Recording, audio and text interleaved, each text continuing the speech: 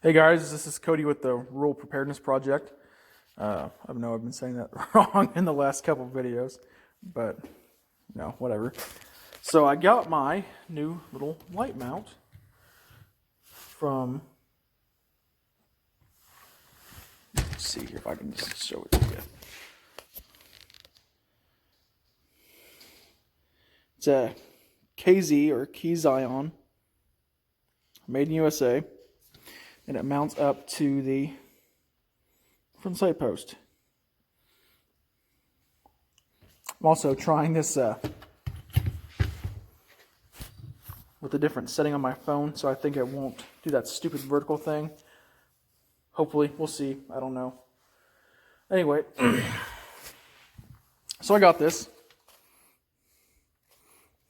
And it was about, I think it was like $40, $38 before tax.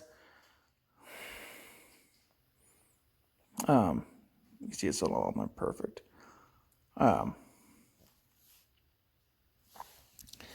It's got one slot.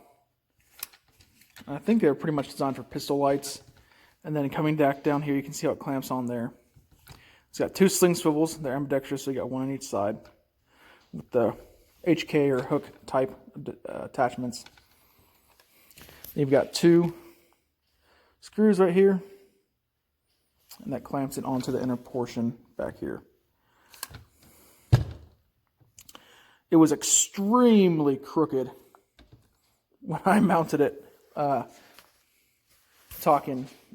It's still kind of crooked now that I'm looking at it through the camera, but way, way, way better than it was.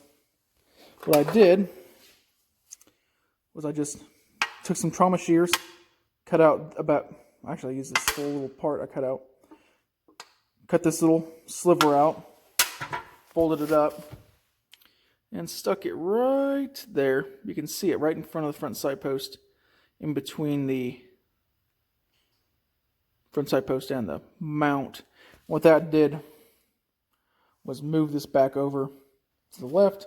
Still not perfect. I don't know how much more I'm going to mess with it.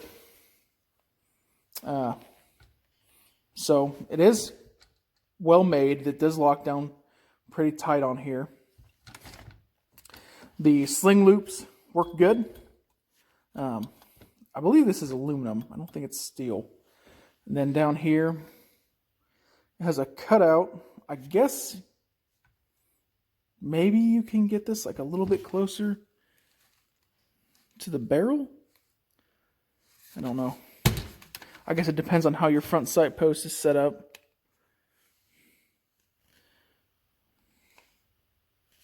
You can see mine also kind of angles down. You can see that.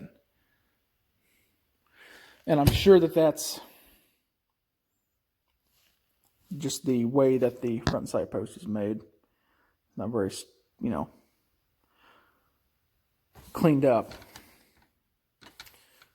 So I want to try and do this. I'm going to try and use some more of my editing stuff that I have on this camera. There we go. And I'll show you what it's like when the light is on there. Alright, hopefully you'll see in a second. Okay, so now you can see what it looks like with the light mounted to it. This is a Surefire X300 UB, 600 lumen model. I don't have any of the thousands yet. Picked up these before those were out. So it just mounts right up there, right to the top. It looks pretty cool. Kind of fits the aesthetic of the, retro rifle with modern, I don't want to say upgrades, but modern enhancements to the light system, the sighting system, and then eventually a trigger charging handle and safety if I can figure out one. Watch my previous video for that on this rifle. So now let's get into some more of the problems with this. So for one, if you look right here, you can get momentary on by pressing forward, which is one of the features I really like about the Surefires. That's ambidextrous on both sides. If you want to do constant on, you just press it up or down.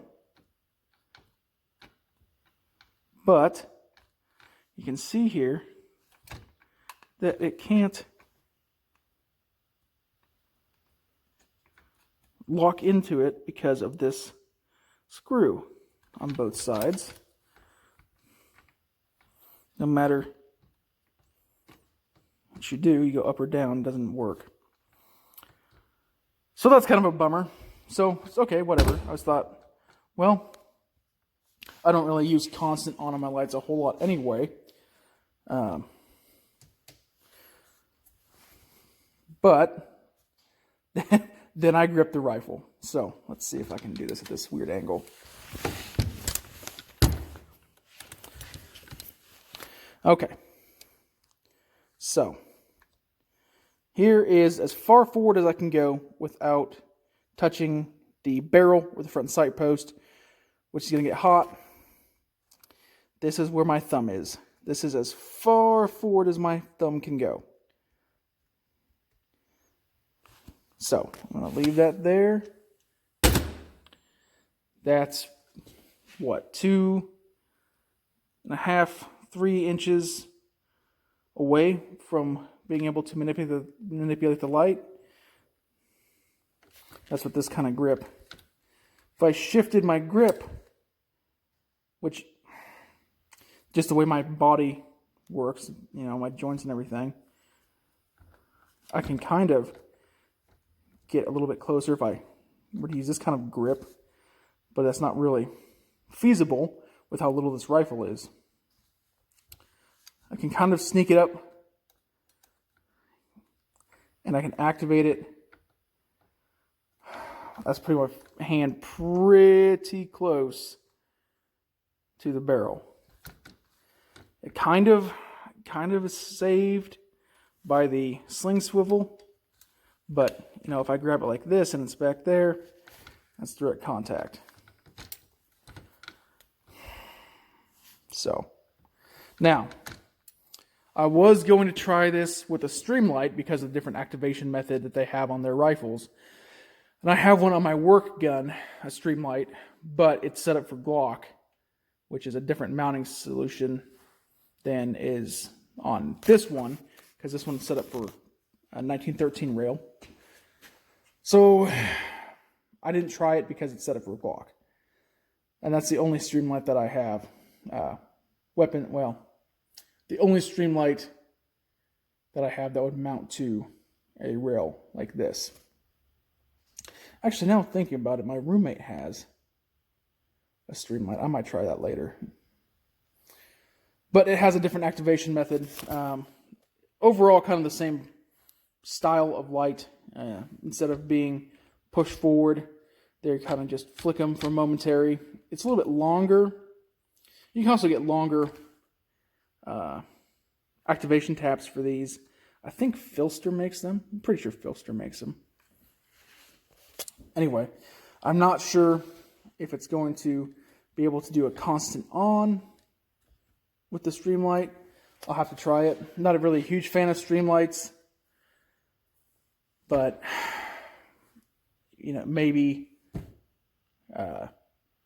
that's just what this one's going to have to be used with.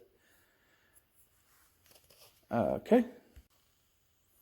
There is another model that has an extended piece out here and then another slot for 1913, or another 1913 rail slot.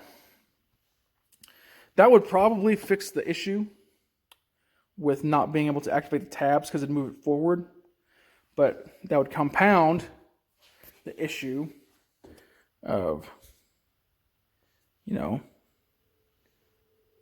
not being able to reach it.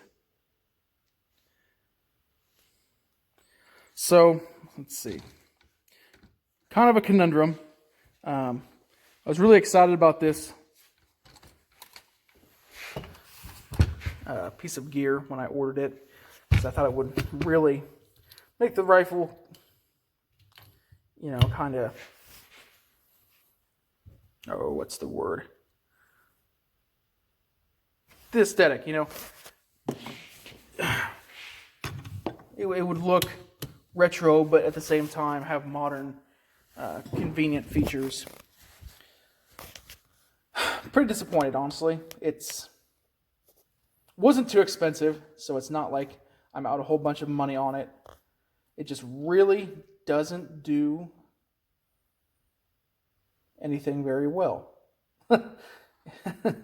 If this is the only option you have, I guess it's a good option.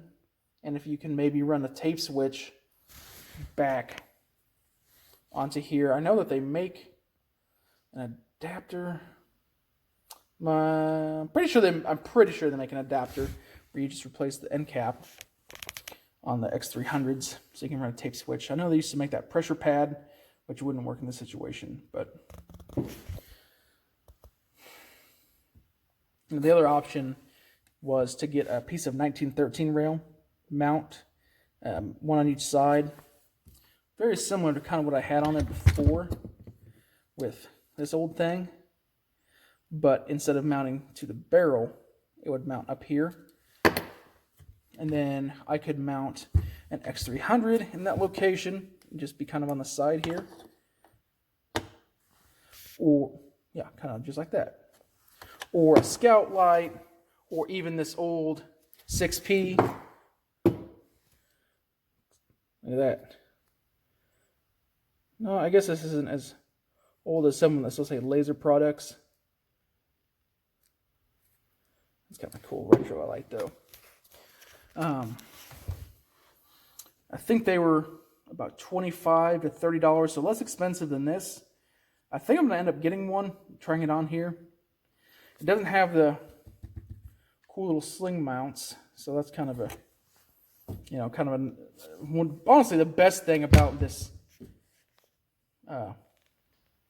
piece of gear here is these ambi sling mounts that come off on the left and right hand side for mounting a sling. I just tried it with that. It works pretty good. I have a Savvy sniper sling on this particular rifle. It kind of looks like an old seatbelt sling kind of deal. It fits the kind of era better than any of the other slings that I have. So I figured I'd throw it on this. Honestly, not a really big fan of Savvy sniper slings. I've tried a few of them. I would not recommend them, in my personal opinion. They're made well. There's nothing wrong with, you know, the quality of them. They're actually made well. It's just they've got. This is honestly probably the best one that I've seen from them. It's one of the simpler ones, but a lot of them have bungee and a bunch of extra shit coming off of them. I absolutely hate bungee and slings. Hate it. Hate it, hate it, hate it. You might like it. Nothing wrong with that. It's the stupidest thing in the world as far as I'm concerned. I'm sure there's an application, but fucking stupid. So yeah. So next time we take a look at this, I guess this is going to be an ongoing project here on the channel. I'm not sure what to call this one. Not sure what the project name is going to be, because it's, yeah. I just really like the whole retro base gun with the newer stuff. And I think that kind of stems from a picture that I saw a long time ago where this SWAT guy had an A2 kind of carbine similar to this, but I think his was like an 11.5. And he replaced this and this and this with just Magpul, the cheap Mo stuff. Gave no functionality to it. Instead of adding an optic or some way to mount a light, he just, you know, in my opinion, spent their money in the wrong place. Obviously, the Magpul grips and stocks are better than these old kind of retro stocks. I'm personally not a huge fan of Magpul. except for the actual magazines are pretty inexpensive and they work decent. But I'm not a huge fan of their products in general. But anyway, so I think that's where a lot of it comes from, is just kind of going in the opposite direction that the other guy did. So we'll see. Next thing, I think I'm going to try that other mount up here. And I think I'm going to order that LaRue trigger today, which should be pretty cool. I might end up getting a few of those depending on, how well they turn out in this rifle. And this does actually have, it says clear. Let's see. This does have a better trigger in it. Actually, it has the same trigger and a improved spring kit from KNS. KN Precision? Something like that. Pretty okay. Not the greatest in the world, but it's definitely better than the mil-spec trigger. So, all right, we're gonna see if I can throw all these together. These different videos I took with my super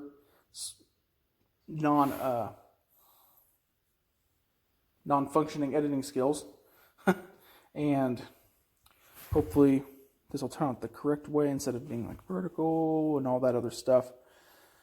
You guys could comment what else you would do to this rifle, or any other type of stuff you would suggest. Something else you'd like to see. More beer cans, anything like that. If you could do that, subscribe if you like the content, then like it if you like the video. I'd appreciate it. All right, I'll see you next time.